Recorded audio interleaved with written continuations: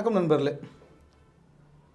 இப்போ பார்த்தீங்கன்னா, ஒரு 15 நாட்களுக்கு முன்னாடி ஒரு ஆக்கிரமிப்பு அகற்றம் தொடர்பாக, அதாவது இந்த கோவை மாநகராட்சிக்கு மத்தியில அந்த ப்ரூக்ஃபீல்ட்ஸ்ன்ற அந்த இடத்து பக்கத்தில் இருக்கக்கூடிய ஒரு சாலை ஆக்கிரமிப்பை பற்றி ஹைகோர்ட் ஆர்டர் போட்டும் அதில் சுப்ரீம் கோர்ட் கேஸ் பெண்டிங் ஆகட்டும்ன்ற ஒரு நோக்கத்தோடு ஒரு ஆக்கிரமிப்பு அகற்றம் தற்காலிகமாக நிறுத்தப்பட்டது. இது சம்மந்தமாக நான் ஒரு பதிவு போட்டிருந்தேன். அதிகார தீண்டாமை அப்படின்னு சொல்லி அதை நான் பதிவு பண்ணியிருந்தேன். பலரும் கேட்டாங்க, இது மாதிரி நிறைய ஆக்கிரமிப்புகள் இருக்கே, ஆனால் ஏன் இதை இப்படி நீங்கள் அதிகார தீண்டாமைன்னு சொல்லிட்டீங்க அப்படின்னாங்க. இதற்கு ஒரு காரணம் இருக்குது. என்ன அப்படின்னா, செயல்படுத்துறதுக்கு ஊழல் எதிர்ப்பு இயக்கம் முழு முயற்சி எடுத்து அதை நின்று செயல்படுத்தினாங்க. அப்போ இதைத்தான் நாங்கள் சொல்கிறோம் அதிகார தீண்டாமை அப்படின்றது. ஒரு சாமானியனுக்கு நீதிமன்ற உத்தரவுகள் செயல்படுகின்றது போல ஒரு பணம் படைத்தவர்களுக்கு இது செயல்படலை. இப்போ அந்த ஆக்கிரமிப்புகள் எடுக்கப்பட்டுச்சு. உண்மையிலே இது ஒரு மிக மகிழ்ச்சியான ஒரு விஷயம். ஏன்னா ஒரு தலைமுறைக்கே அங்கே ஒரு ரோடு இருந்ததுன்னு தெரியாத அளவிற்கு பண்ணிட்டாங்க. அப்படி இருந்ததை இப்போ அந்த ரோடை எடுத்ததுனால இப்போ அந்த ஏரியா மக்கள் அந்த பக்கம் போகிறதும் இல்லாமல் ஒரு புதிய டிராஃபிக்கே குறைஞ்சிருக்குன்னு சொல்லலாம்.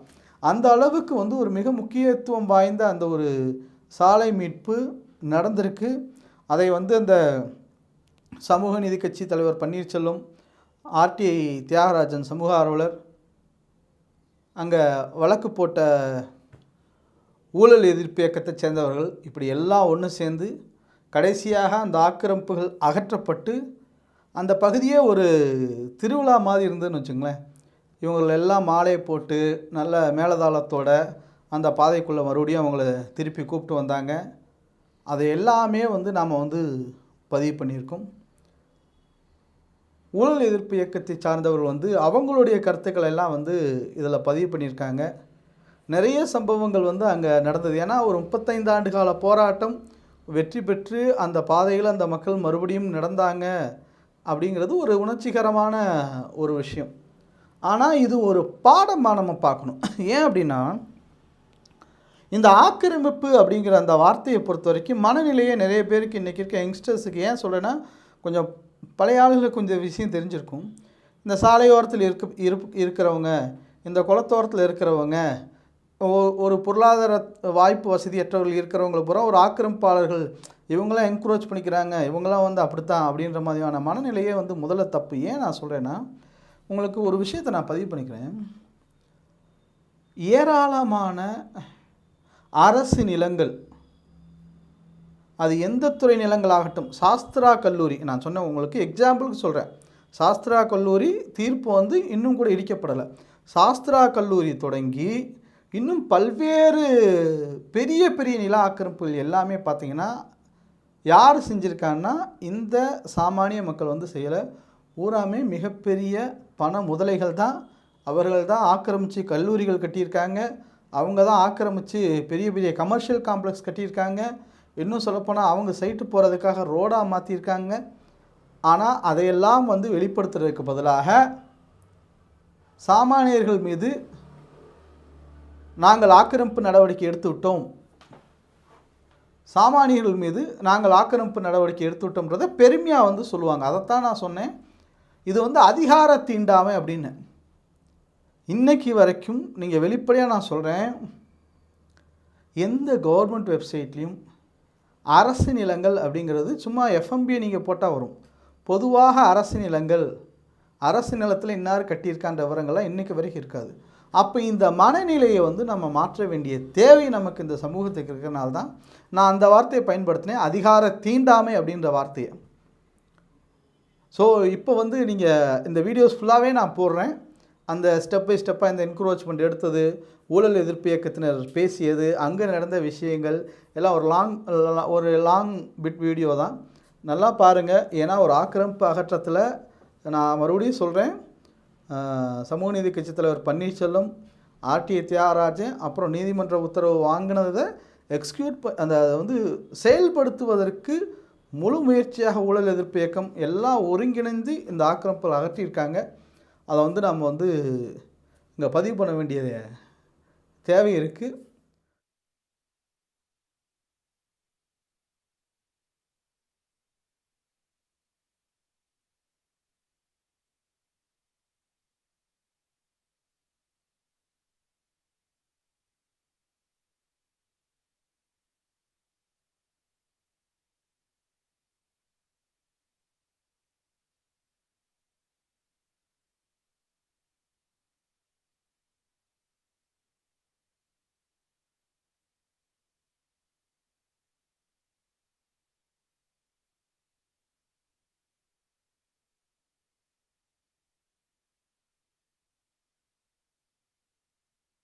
வணக்கம்.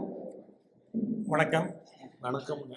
கோவை மாநகரத்தில் ஏற்கனவே உங்கள் விவசாய சங்கம் மற்றும் ஊழல் ஒழிப்பு இயக்கம் சார்பாக ஸ்ருதி என்கேவ்னு சொல்லக்கூடிய ஒரு நீண்ட காலமாக ஒரு தலித் விவசாயியோட அவரோட பாதி வந்து போக விடாமையே தடுத்து வச்சிருந்தாங்க. அதனால நீண்ட காலமாக அவங்க பலதரப்பட்ட போராட்டங்களை சந்தித்த போதும் தொடர்ச்சியாக இதே ஊழல் எதிர்ப்பு இயக்கம் விவசாய சங்கம் வந்து கூட இருந்து இப்போ சமீபத்தில் தான் அதை மீட்டு அங்கே வந்து ஒரு இதே மாதிரி ஒரு கூட்டம் போட்டு ஒரு வெற்றியை வந்து கொண்டாடி.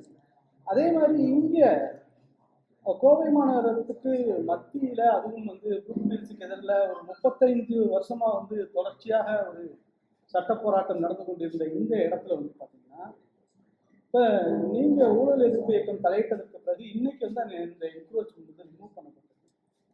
இப்போ இது சம்மந்தமாக உங்களோட நீங்கள் என்ன மாதிரியான தலைப்புகள் செஞ்சீங்க, என்னென்ன மாதிரியான நடவடிக்கைகள் நீங்கள் எடுத்தீங்க அப்படிங்கிறத கொஞ்சம் விரிவாக வந்து பதிவு பண்ணுங்க. ஊழல் எதிர்ப்பு இயக்கம், விவசாயிகள் சங்கம், ஜாதி மதம் கட்சி சார்பற்றது எல்லாமே வந்துங்க அரசியல் ஜாதி மதத்துக்கு அப்பாற்பட்டு எங்கே தப்பு நடந்தாலும் அங்கே குரல் கொடுக்கக்கூடிய அமைப்புகள் இந்த அமைப்புகள்.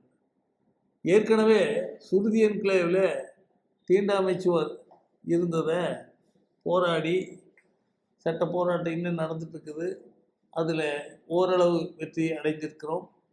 அதே மாதிரி இங்கே காமராஜபுரத்தில் தாழ்த்தப்பட்ட மக்கள் போகிற தடத்தில் தீண்டாமை சுவர் கட்டி மன்னாடியார் அப்படிங்கிற ஒரு கோடீஸ்வரர் அவங்களுக்கு தடம் இல்லாமல் பண்ணாங்க. அதைய தட்டி கேட்கக்கூடிய அளவுக்கு எங்கள் நாலேஜுக்கு வந்த பின்னாடி சட்ட போராட்டம் நடத்துனது பொன்னுசாமி அப்படிங்கிற ஒரு நபரும் தியாகராஜன், ஆர்டிஐன்னு சொல்லுவாங்க, ஆர்டிஐ தியாகராஜன், அவங்க 2 பேர் வழக்காடி கிட்டத்தட்ட 40 ஆண்டு காலம் வழக்கில் உயர்நீதிமன்றத்தில் வெற்றி அடைஞ்சு அந்த உயர்நீதிமன்ற உத்தரவை நிறைவேற்றக்கூடிய நிலைமையில் தான் எங்கள் நாலேஜுக்கு வந்தது. அதில் நாங்கள் கடந்த 1 மாத காலமாக இதில் எந்த முறைகேடும் நடக்கிறதுக்கு இல்லாமல் தினசரி நித்தம் இரவு பகல் எங்கள் செக்ரட்டரி வந்து நைட் தூங்கவே மாட்டார். அந்த அளவுக்கு ஒரு அழுத்தம் கொடுத்து சட்டத்தின் ஆட்சி நிலைநாட்டப்பட வேண்டும். ஏன்னா கைக்கூலிகள் வந்து இருக்காங்க. இதுலேயே விவசாய சங்கத்திலேயே இன்னொரு நபர் அவங்க தலையீட்டினால முதலமைச்சர்கிட்டெல்லாம் போய் படம் எடுத்துட்டு மிரட்டிட்டு அதிகாரிகளை மிரட்டிட்டு இந்த ஆக்கிரமிப்பாளருக்கு ஆதரவாக அவங்க எல்லாம் செயல்பட்டதுனால இவ்வளவு காலம் நீண்ட ஒரு தாமதமானதுக்கு காரணம்.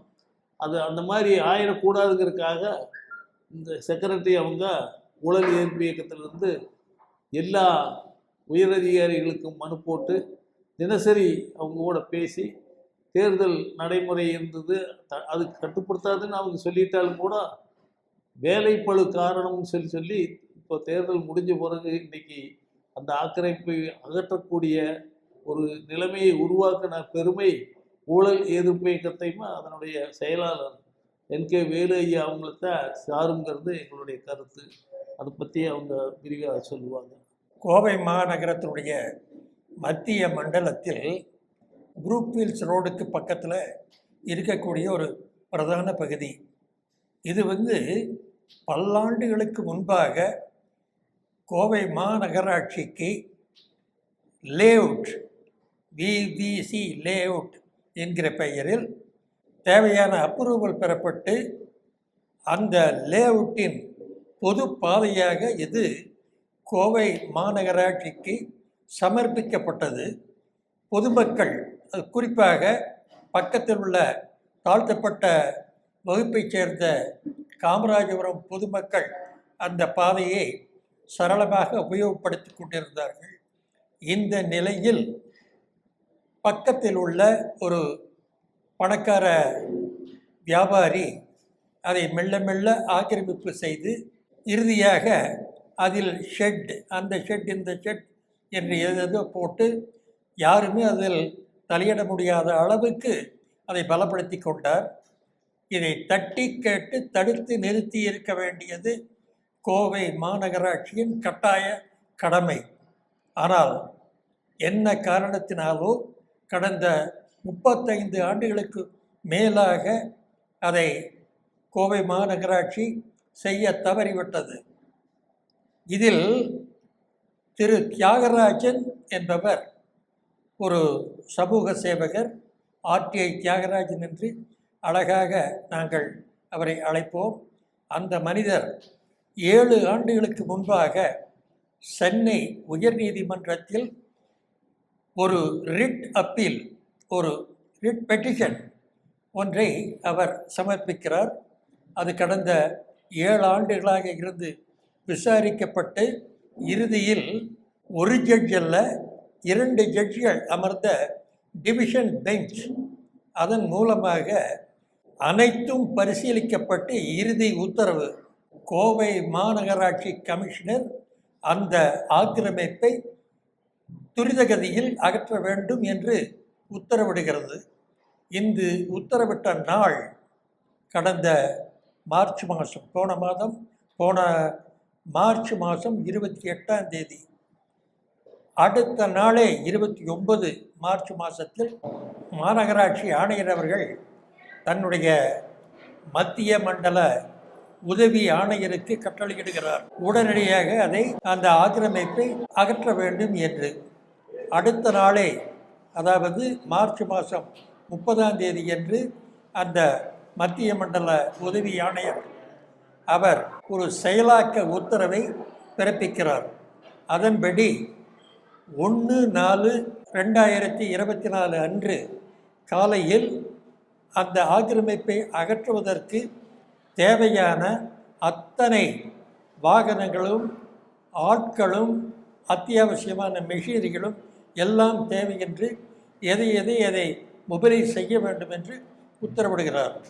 அதன்படியே 1/4/2024 அன்று காலையில் அதேபோல் அந்த ஆக்கிரமிப்பை அகற்றுவதற்கு தேவைப்படுகிற அத்தனை உபகரணங்களும் ஆள் பலமும் சேகரிக்கப்படுகின்றன. அது 9 மணிக்கு அந்த ஆக்கிரமிப்பு அகற்றல் தொடங்கப்படும் என்று அறிவிக்கப்படுகிறது. எந்த காரணத்தினாலோ அது உடனே கைவிடப்பட்டது. அது மர்மமாக இருந்தது. இதை கேள்விப்பட்டவுடன் கோவை மாவட்ட ஊழல் எதிர்ப்பு இயக்கத்தின் சார்பாக கோவை மாநகராட்சி கமிஷனர் அவர்களுக்கு ஒரு ரெப்ரசன்டேஷன் கொடுக்கிறோம். இந்த மாதிரி உயர்நீதிமன்றம் உத்தரவிட்டு இருக்கிறது, அதை நிறைவேற்ற நீங்களும் கட்டளையிட்டு இருக்கிறீர்கள். ஆனால் எந்த காரணத்தினாலோ அது ஒத்தி போடப்பட்டுள்ளது.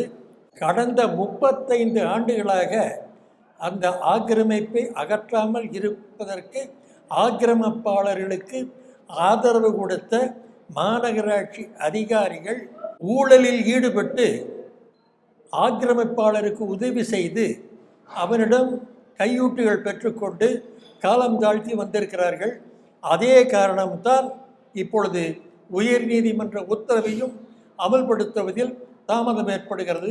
ஆகவே IAS அதிகாரியான மாநகராட்சி ஆணையர் அவர்கள் உடனடியாக இதில் தலையிட்டு அந்த ஆக்கிரமிப்பை அகற்ற வேண்டும்.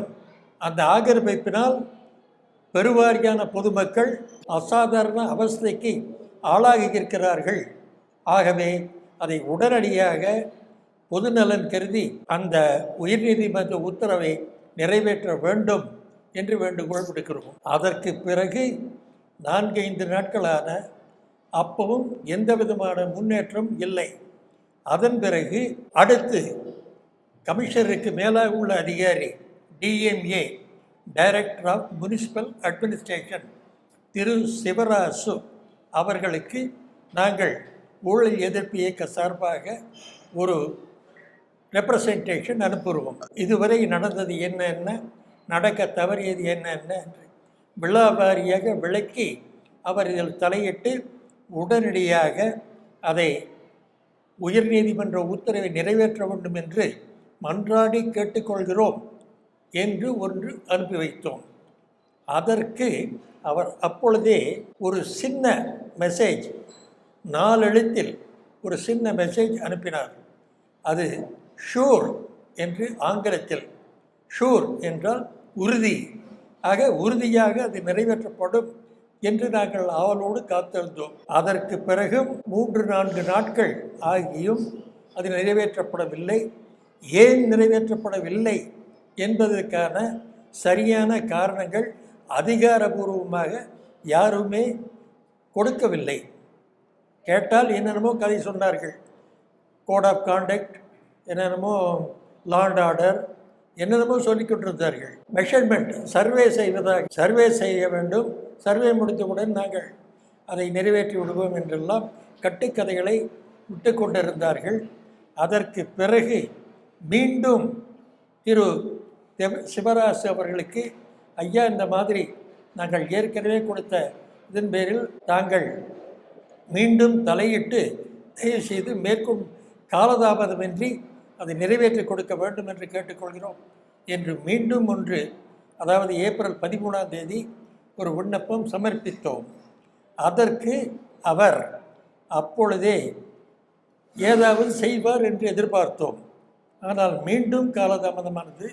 அதற்கு பிறகு பிரின்சிபல் செக்ரட்டரி முனிசிபல் அட்மினிஸ்ட்ரேஷன் திரு டி கார்த்திகேயன் அவர்கள், அவருக்கு நாங்கள் எங்களுடைய ஆன்டி கரப்ஷன் மூவ்மெண்ட் சார்பாக மீண்டும் ஒரு விண்ணப்பம் நாங்கள் சமர்ப்பித்து நடந்ததெல்லாம் சொல்லி தயவு செய்து அந்த உயர்நீதிமன்ற உத்தரவை உடனடியாக நிறைவேற்ற வேண்டும் என்று கேட்டுக்கொள்கிறோம் என்று.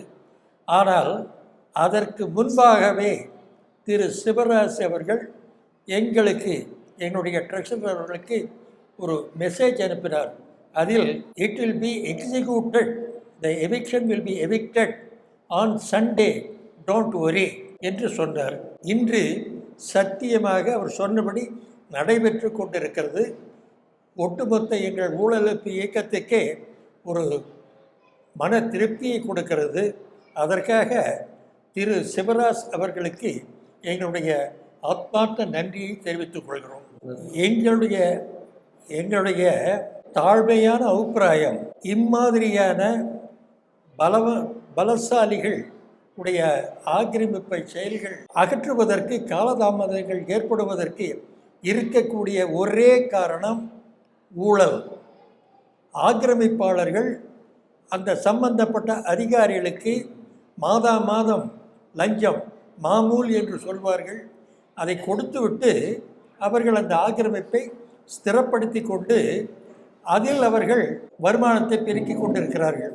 உதாரணமாக இப்பொழுது அகற்றப்பட்டு கொண்டு இருக்கும் ஆக்கிரமிப்பில் அந்த ஆக்கிரமிப்பாளர் ஒரு பகுதியை வாடகைக்கு கொடுத்துள்ளார்.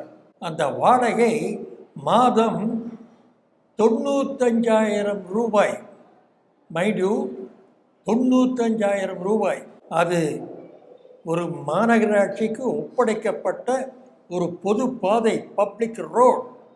அதை ஆக்கிரமித்து, சண்டாளத்தனமாக ஆக்கிரமித்து அதை வாடகைக்கு விட்டு மாதம் 95,000 ரூபாய் சம்பாதிக்கிறார் என்றால் அதை விட்டு கொடுத்து விட்டு வேடிக்கை பார்க்கும் மாநகராட்சி அதிகாரிகள் அவர்கள் மாதாந்திரம் மாமூல் பெற்றுக்கொள்கிறார்கள் என்பது எங்களால் தீர்மானமாக முடிவு செய்யப்படுகிறது. நீங்கள் சொல்கிறது 100% உண்மைங்க. கோவையிலே முத்தனங்குளம் அதில் சுற்றியில் இருக்கக்கூடிய ஆக்கிரமிப்புகளை அகற்றுவதற்காக உயர்நீதிமன்ற உத்தரவுப்படிக்கு இதே கோவை மாநகராட்சி அதிகாரிகள் ஆக்கிரமிப்பை அகற்ற சென்றார்கள். அப்போது அந்த ஏழை எளிய மக்களுக்கு கால அவகாசம் கொடுத்தா போது உச்சநீதிமன்றம் போகிறதுக்குன்னு தற்போதைய நாடாளுமன்ற உறுப்பினர் PR நடராஜன் அவர்கள் கெஞ்சி கூத்தாடி பார்த்தாரு. ஆனால் உச்சநீதிமன்றம் போகிறதுக்கு கால அவகாசம் கொடுக்காமல் அந்த ஆக்கிரமிப்புகள் அகற்றப்பட்டன.